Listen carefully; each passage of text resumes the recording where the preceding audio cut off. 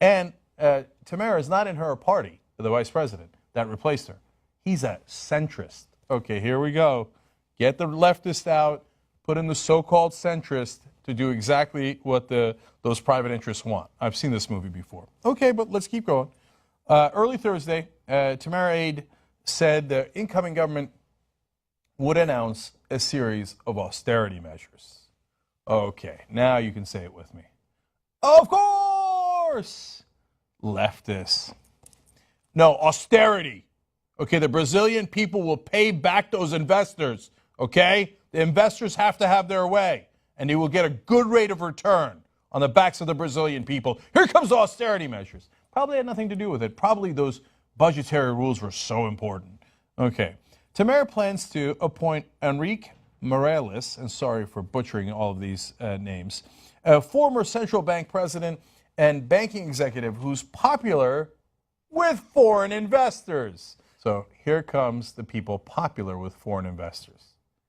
If you haven't seen this movie before, it happens all over the world. You get really wealthy people who donate, sometimes venture capitalists, hedge funds, private equity guys, foreign investors, banks, large banks, right?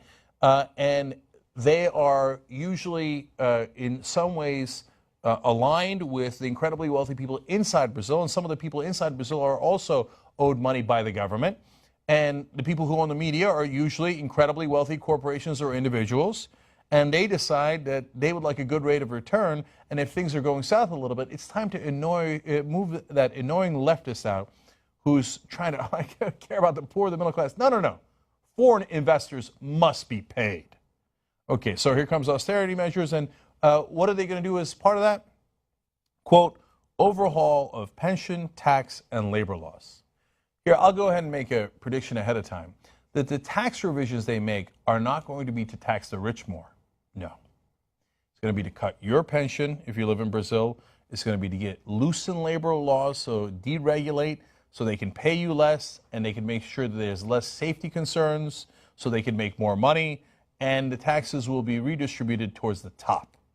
That's going to be the austerity measures put in by finance ministers friendly to foreign investors.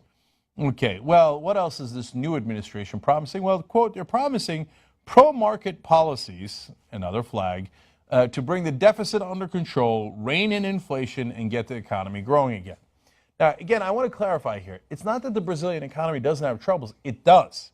And I'm not saying that Rousseff was the best leader Brazil could have or that she did a wonderful job. So that's a level of detail that I honestly have not gotten into, right? And could you have a better leader of Brazil? Could it be from a different party? All those things are, of course, eminently possible. But what I care more about is democracy. Do we have a real democracy in Brazil? Because it's one of the largest nations in the world, or do we not, right? So if all of a sudden you have, in essence, a coup with a made-up charge of violating budgetary rules that has actually nothing to do with corruption, and you remove somebody from power because you want foreign investors to be paid off and for there to be pro-market decisions that are made, that is not the right way to conduct your democracy.